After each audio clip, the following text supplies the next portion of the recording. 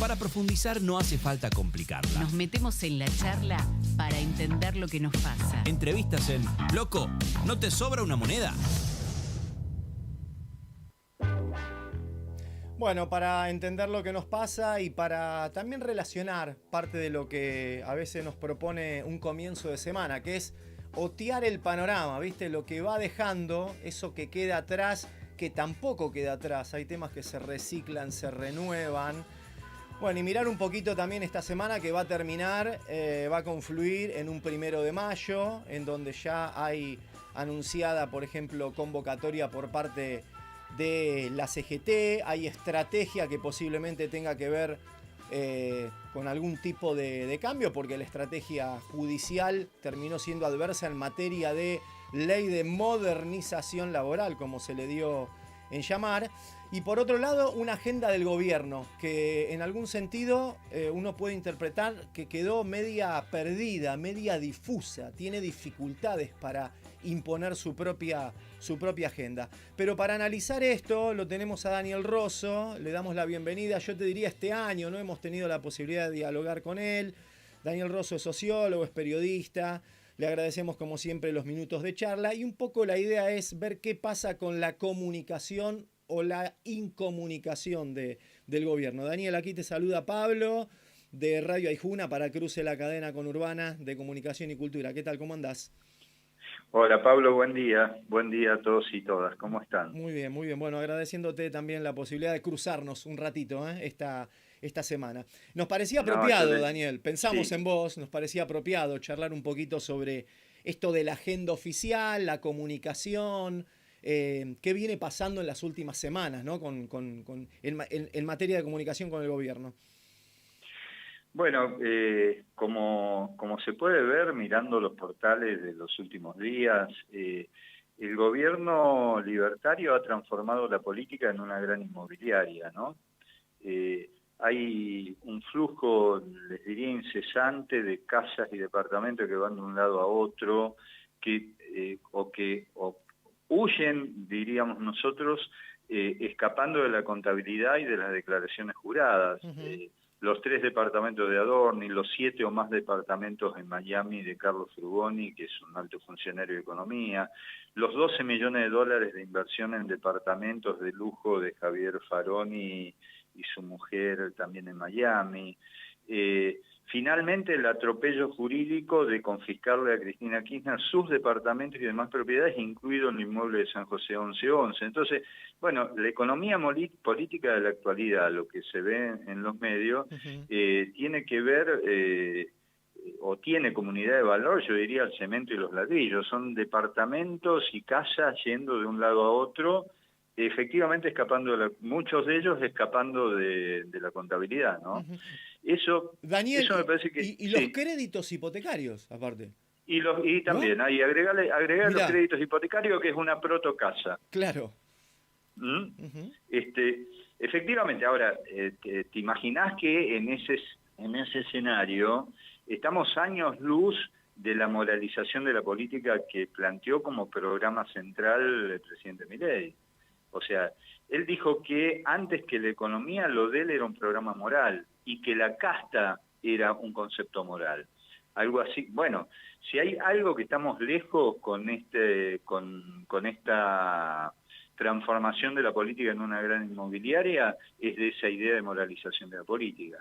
Si esa crisis del programa explícito del presidente, que consiste en moralizar la política, se complementa con una crisis económica fenomenal, bueno, estamos en una situación en donde lo único que hace que haya todavía alguna consistencia del gobierno es que no hay ninguna oposición unificada enfrente, ¿no? Uh-huh, uh-huh. Está claro. Pregunto si esa idea de gobierno inmobiliaria se terminó comiendo también algún tipo de explicación de la crisis, porque yo entiendo que también todo gobierno tiene que salir a explicar e imponer su propia explicación hasta de sus crisis propias.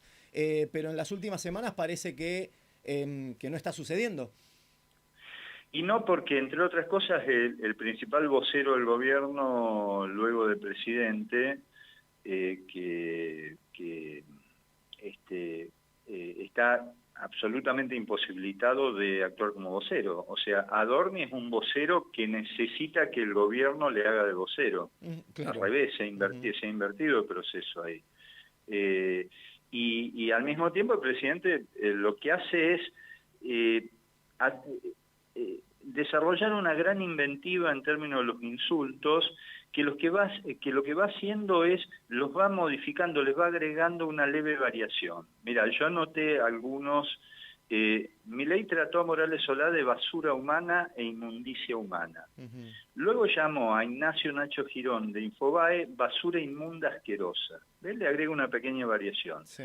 A Carlos Pagni de basura inmunda asquerosa y delincuente malparido. Ya innovó un poquito más. A Pedro Sánchez, presidente del gobierno español, líder de la basura inmunda del socialismo. Bueno, es eso, es... Se viene la poesía dentro de poco, ¿eh? Sí, pero estamos a un paso, porque Sí, vos ves claro. que eso es un discurso que actúa por pequeñas variaciones, ¿no? Hasta que por esa vía llegas a Rimbaud, no se sabe. Pero por ahora lo que hay es una falta de vocería estructural en los términos que vos planteás, y un presidente que está más preocupado por crear una especie de basura de todo el resto de los actores políticos. Es decir, sería como una especie de presidente que trata de transformar toda oposición en desecho, en algo que es la basura, es aquello que se desecha, aquello que se tira. Bueno, es algo que tiene que estar afuera del sistema político. Ahora, eso pareció que le sirvió en una primera etapa, en donde todavía el discurso moral de la casta tenía su peso, pero ahora da la impresión de que ese discurso está en caída libre, ¿no? Frente a esa agresión, mencionaste a la oposición. Uno entiende que la oposición tiene que tener una actitud de defensa de ese tipo de agresión, pero por otro lado un camino de reconstrucción, porque tenés que proponer algo. ¿Qué estás observando también allí, Daniel, respecto a qué está sucediendo en la oposición, que de alguna manera está dejando todavía cierta libertad de acción del gobierno? Bueno, sí, como vos sabés, y como ya pasó con las últimas elecciones, la sociedad no vota al vacío, porque una vez que vota, al otro día tiene que ir a trabajar, darle de comer a sus hijos, y está muy bien que no vote el vacío. A tal punto que cuando en la última elección Trump apareció en la última etapa diciendo que si no votaban a Milei, él retiraba su apoyo y se venía la catástrofe, ante esa posibilidad de catástrofe, la gente, un sector, se supone que todo el voto de Provincias Unidas, el sector de Provincias Unidas, o un sector importante, viró su voto hacia Milei. Como que llenó de contenido ese vacío, decís. Exactamente, exactamente. Bueno, ahora la impresión que da es que hay todo un proceso veloz de intento de reorganización del peronismo,